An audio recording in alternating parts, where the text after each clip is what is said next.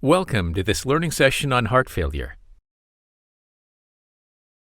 Heart failure is a chronic progressive condition in which the heart muscle is unable to pump enough blood to meet the body's needs for blood and oxygen. This session will familiarize you with the disease and its management. By the end of this topic, you should be able to discuss the various classification systems of heart failure, recognize the causes, pathophysiology, symptoms, and risk factors of heart failure, and explain the various management options and lifestyle modifications to avoid heart failure.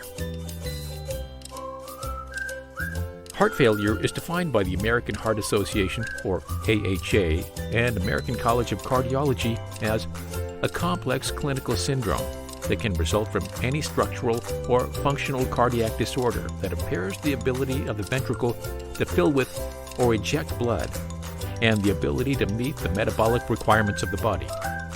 It can affect the right, left, or both sides of the heart. Children, as well as adults, can have a heart failure, though men are more susceptible.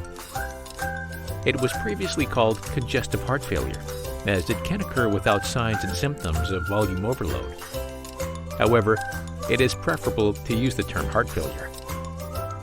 Let us now discuss the epidemiology of heart disease. According to the World Heart Federation, heart failure is considered as a socioeconomic burden and is one of the leading causes of hospitalization. As per the AHA and the article published in the Journal of Cardiac Failure, it is a global pandemic affecting over 26 million people worldwide.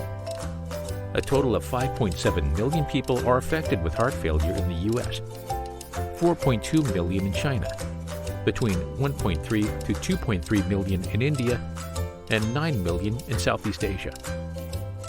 The survival from diagnosis is 89.6% at the end of 1 month, 78% at the end of 1 year, and 57.7% at the end of 5 years.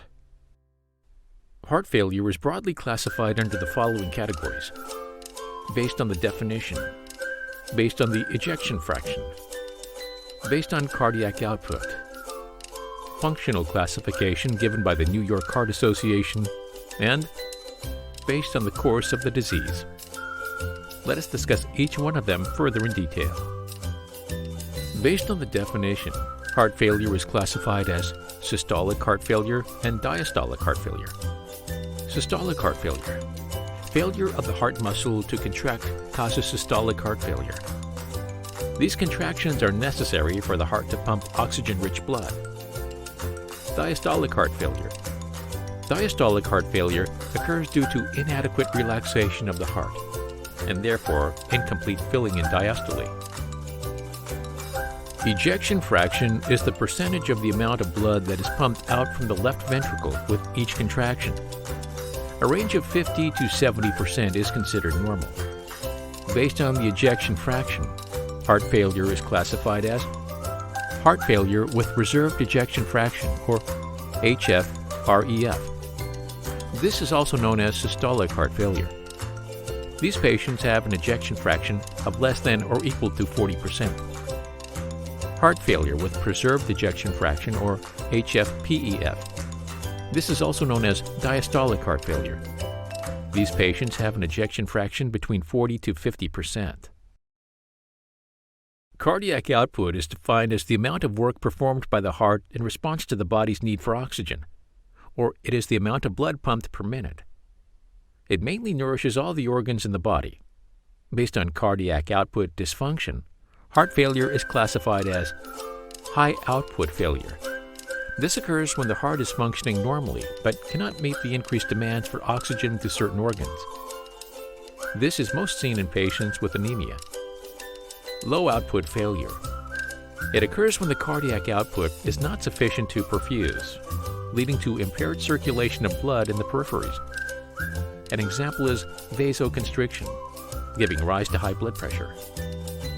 The New York Heart Association has given guidelines and have functionally classified heart failure into 4 different classes based on the limitations of physical activity. And this includes Class 1, no limitation of physical activity. Ordinary physical activity does not cause undue fatigue, palpitation, dyspnea, or shortness of breath. Class 2, slight limitation of physical activity. Comfortable at rest. Ordinary physical activity results in fatigue, palpitation, dyspnea, or shortness of breath. Class 3, marked limitation of physical activity. Comfortable at rest. Less than ordinary activity causes fatigue, palpitation, or dyspnea. Class 4, unable to perform any physical activity without discomfort. Symptoms of heart failure at rest. If any physical activity is undertaken, discomfort increases. Based on the course of the disease, heart failure is classified as acute heart failure. This develops after a heart attack or due to heart rhythm problems. It occurs suddenly at onset. Chronic heart failure. This gradually develops over a period of time and is usually associated with underlying medical conditions. Let us now discuss the causes and risk factors of heart failure. The various causes of heart failure can be grouped under 3 broad categories, which are underlying causes, fundamental causes, and precipitating causes. The underlying causes can be of any structural abnormalities, either congenital or acquired, affecting the cardiovascular system.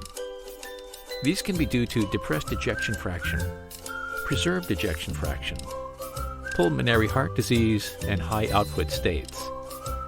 The table here describes the various examples of diseases that cause heart failure.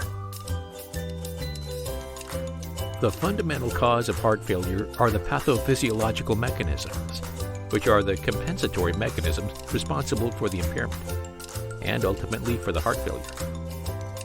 Precipitating factors are seen in previously compensated patients and include either progression of the disease or exhaustion of the compensatory mechanism, and these include uncontrolled hypertension, cardiac arrhythmias, systemic infections, septic shock, pulmonary emboli, and high output states like profound anemia, nutritional deficiencies, thyrotoxicosis, Paget's disease, and multiple myeloma, fluid overload, drugs.